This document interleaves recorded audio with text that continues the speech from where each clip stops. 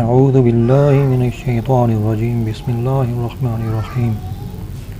قرآن پاک میں اللہ تعالیٰ کا فرمان ہے تلک الرسل فضلنا بعضهم علی بعض منہم من کلم اللہ ورفع بعضهم درجات۔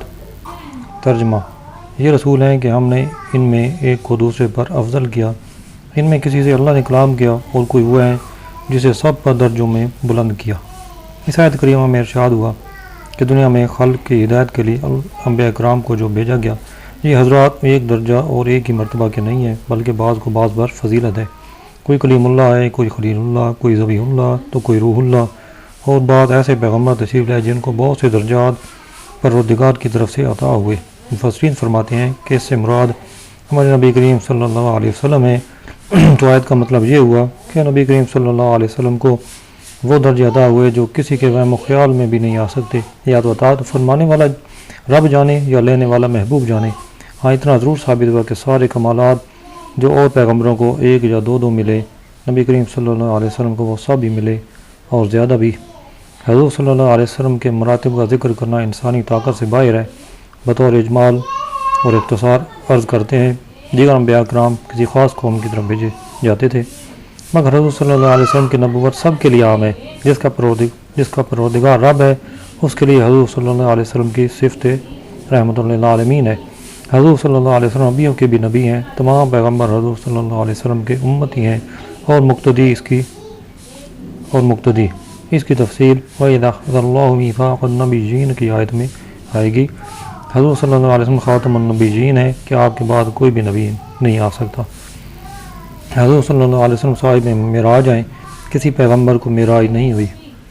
تمام انبیاء ہر کام میں مرضی الہی کے خواہ ہیں، لیکن پروردگار حضور صلی اللہ علیہ وسلم کی رضا چاہتا ہے، جیسے کہ پہلی آیت سے معلوم ہوا۔ فرماتا ہے وَلَسَوْفَ يُعْطِيكَ رَبُّكَ فَتَرْضَىٰ۔ اور پیغمبروں کو چند معجزات دیے جاتے تھے، مگر حضور صلی اللہ علیہ وسلم کو بے شمار معجزات دیے گئے، بلکہ خود حضور صلی اللہ علیہ وسلم از شر تا پا معجزہ ہیں۔ حضور صلی اللہ علیہ وسلم کی کتاب یعنی قرآن تمام کتابوں کو نسخ کرنے والی ہے، مگر اس کو کوئی بھی منسوخ نہیں کر سکتا۔ قیامت میں شفاعت کبریٰ کا سہرا حضور صلی اللہ علیہ وسلم کے سر پر باندھا جائے گا۔ آپ کی امت تمام امتوں سے افضل ہے۔ پھر اللہ تعالیٰ کا فرمان ہے من ذا الذی یشفع عنده الا بإذنہ یعلم ما بین ایدیہم وما خلفہم ولا یحیطون بشیء من علمہ الا بما شاء۔ سورہ بقرہ۔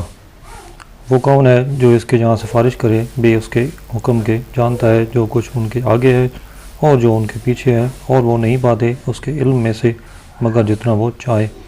یہ کلمات پاک آیت الکرسی کے 3 جملے ہیں۔ آیت الکرسی میں اول سے آخر تک 11 صفات الہیہ بیان ہوئے۔ تفسیر روح البیان میں آیت الکرسی کی تفسیر میں ہے من ذا الذی سے بما شاء تک 3 اوصاف حضور صلی اللہ علیہ وسلم کے ہیں۔ اس سے پہلے 5 صفات الہیہ ہیں اور ان کے بعد 3 صفات الہیہ بیان ہوئے، اور درمیان میں 3 صفات مصطفیٰ بیان ہوئی، جیسے کہ کلمہ طیبہ میں آگے پیچھے اللہ کا نام ہے اور بیچ میں رسول اللہ صلی اللہ علیہ وسلم کا۔ پہلے جملہ میں حضور صلی اللہ علیہ وسلم کی شفاعت کبریٰ کا ذکر ہوا کہ قیامت میں پہلا وقت جبکہ ماں و شماعت ہو، کیا انبیاء کرام بھی نفسی نفسی فرمائیں گے۔ اس وقت اگر کوئی ذات کریم بارگاہ الہی میں اذن پا کر شفاعت فرمانے والی ہے تو وہ صرف حضور صلی اللہ علیہ وسلم ہی کی ذات ہے۔ پھر جب دروازہ شفاعت حضور صلی اللہ علیہ وسلم کے ہاتھ پر کھل گیا تو علماء اور مشائخ، چھوٹے بچے، کعبہ معظمہ، قرآن کریم، ماہ رمضان سبھی شفاعت کریں گے، مگر دروازہ اسی ہاتھ سے کھلے گا۔ خیال رہے کہ شفاعت کی 4 صورتیں ہیں، بڑے کی چھوٹے سے، جیسے کلکٹر تحصیلدار سے کسی کی سفارش کرے، برابر والے کی برابر والے سے، جیسے کلکٹر سیشن جج سے کسی کی سفارش کر دے، چھوٹی کی بڑے سے، مگر دھونس کے ساتھ اس خیال سے کہ اگر حاکم یا سلطان نے میری بات نہ منی تو میں حکومت میں گڑبڑ مچا دوں گا۔ یہ تینوں شفاعتیں رب کی بارگاہ میں ناممکن ہیں۔ کفار اسی شفاعت کے معتقد تھے، یہاں اس کی نفی ہو رہی ہے۔ چوتھی شفاعت، چھوٹے کی سفارش کرنا کسی بڑے کی بارگاہ میں محض اس کی محبت و کرم کی بنا پر، اسے شفاعت بالاذن کہتے ہیں۔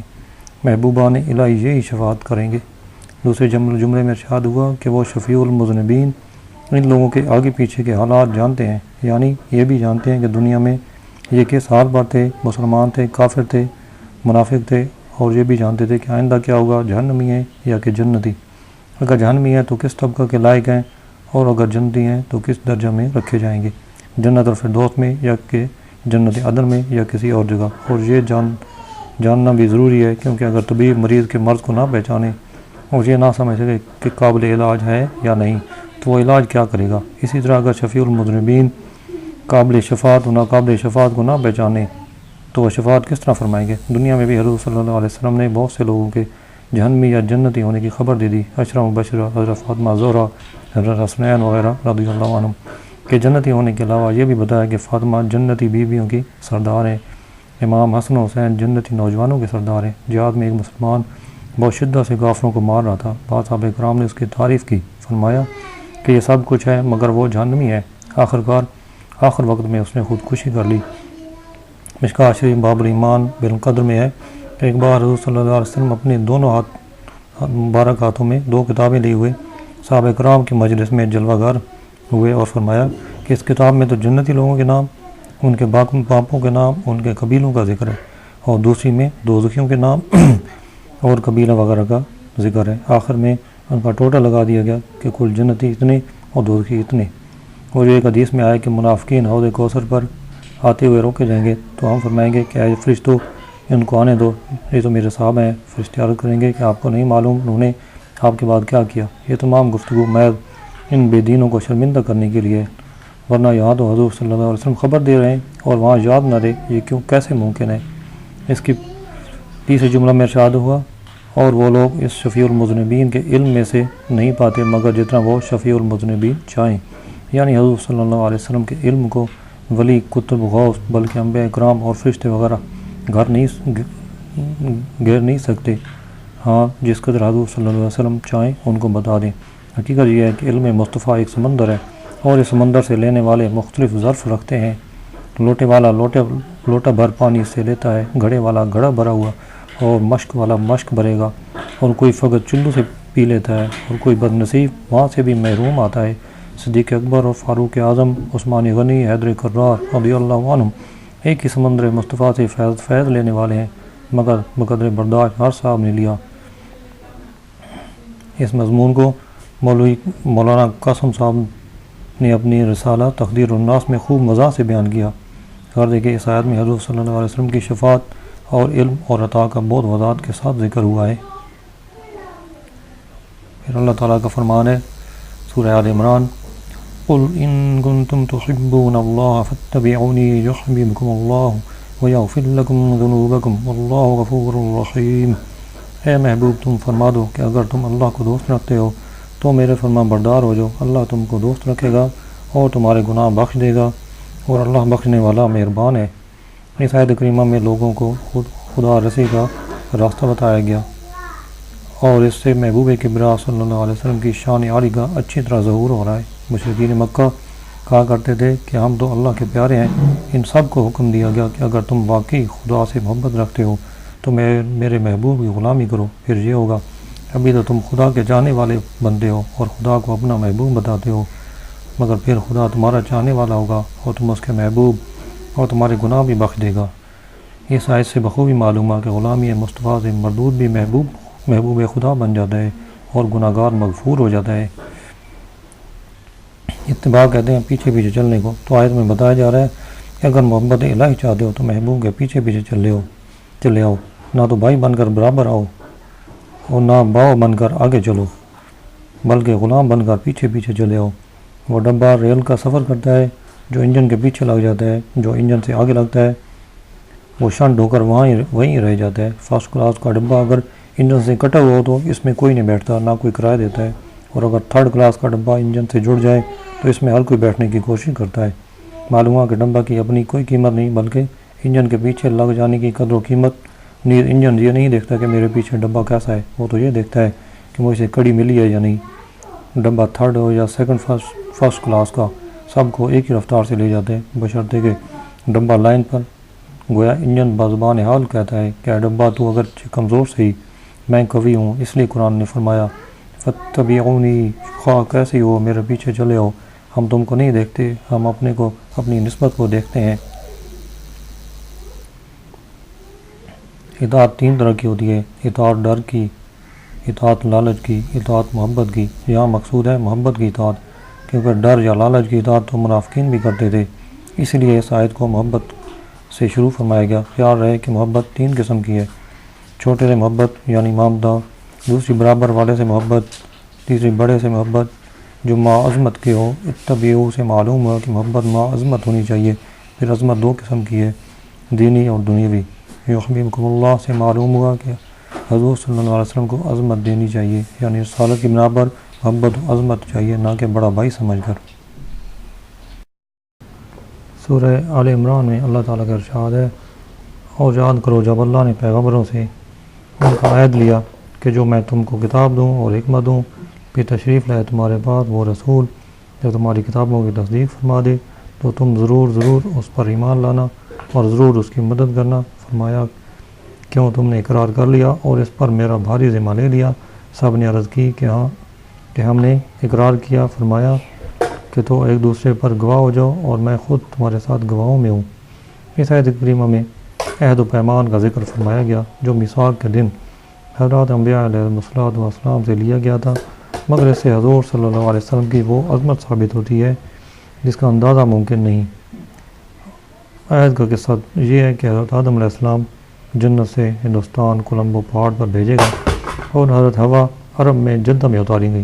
300 برس کے بعد حضور صلی اللہ علیہ وسلم کے نام کی برکت سے توبہ قبول ہوئی، جس کا واقعہ پہلے گزر چکا ہے۔ تب نعمان پہاڑ پر ان کی پشت سے ان کی ساری اولادوں کی روایتیں نکالی گئیں اور ان روحوں سے 3 طرح کے عہد لیے گئے۔ ایک تو تمام مخلوق سے کہا کہ الست بربکم، کیا میں تمہارا رب نہیں ہوں؟ سب نے عرض کی کہ ہاں۔ دوسرا علماء سے عہد لیا گیا کہ تمام احکام الہیہ کی تبلیغ کرنا۔ تیسرا انبیاء اکرام سے جس کا اس آیت میں ذکر ہے۔ اس عہد کا اس طرح ذکر کیا گیا کہ اللہ تعالیٰ نے گروہ انبیاء سے اس روز ارشاد فرمایا تھا کہ اے گروہ انبیاء، جب میں تم کو کتاب عطا فرماؤں اور نبوت کا تاج تمہارے سر پر رکھ دوں اور اپنے بندوں کو تمہارا امتی اور تابعدار بنا دوں، پھر جب تمہاری نبوت کا آفتاب پوری طرح چمک رہا ہو اور تمہارے نام کا ڈنکا بج رہا ہو اور عین اسی حالت میں ہمارے یہ نبی آخر الزمان دنیا میں تشریف لائے، تو تمہارا فرض ہوگا کہ تم اپنی امتوں کے ساتھ اس محبوب آخر الزمان کی امتی بن جانا۔ اس محبوب کے آتے ہی تمہارا دین منسوخ ہوگا، تمہاری کتاب منسوخ ہوگی، تم کو ان کا خدمتگار اور معاون بننا ہوگا۔ کہو کیا یہ تم کو منظور ہے؟ تمام انبیاء نے بخوشی منظور کیا۔ اقرار کرانے پر بھی عہد ختم نہ فرمایا گیا۔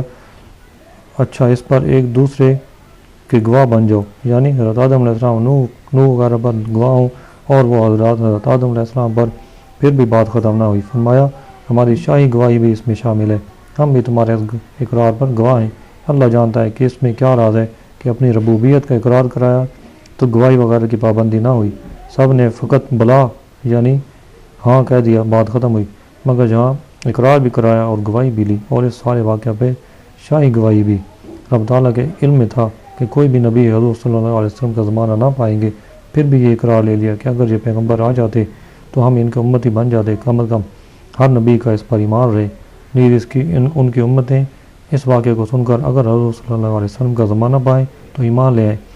نیز شب معراج میں سارے انبیاء کرام نے اس اقرار نامہ کو ثابت کر دیا کہ سب نے مقتدی بن کر بیت المقدس کی زمین پاک میں امام الحرمین علیہ السلام کے پیچھے نماز ادا فرمائی۔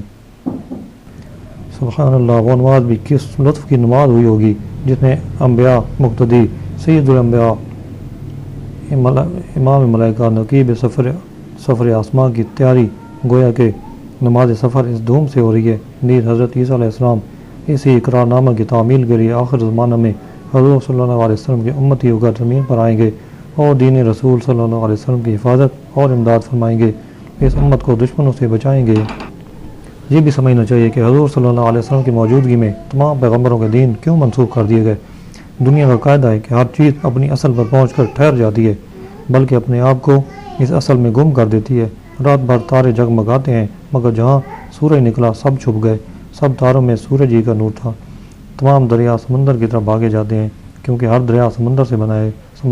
سمندر بادل سے آیا، پہاڑوں پر بارش بن کر یا برف بن کر گرا، اس سے دریا بنا، دریا اپنی اصل کی طرف بھاگا، ایسا بھاگا کہ جس پل نے، درخت نے، کسی مارر نے اس کو روکنا چاہا اس کو بھی گرا دیا۔ مگر جہاں سمندر کے قریب پہنچا شور بھی جاتا رہا، روانی بھی کمی ہو گئی، اور جب سمندر سے ملا تو اس طرح فنا اور گم ہو گیا کہ گویا تھا ہی نہیں۔ اسی طرح تمام انبیاء کرام تارے ہیں اور حضور آفتاب۔ حضور کو قرآن میں فرمایا گیا سراجم منیرا۔ یہ تمام انبیاء کرام دریا ہیں، حضور صلی اللہ علیہ وسلم ان دریاؤں کے سمندر۔ تمام نبوتیں ادھر ہی چلی آ رہی ہیں، فرعونی، حامانی، نمرودی ہزارہ طاقتیں سامنے آئیں، ان کو پاش پاش کر دیا، مگر سمندر نبوت کو پا کر سب نے اپنے کو اس میں گم کر دیا۔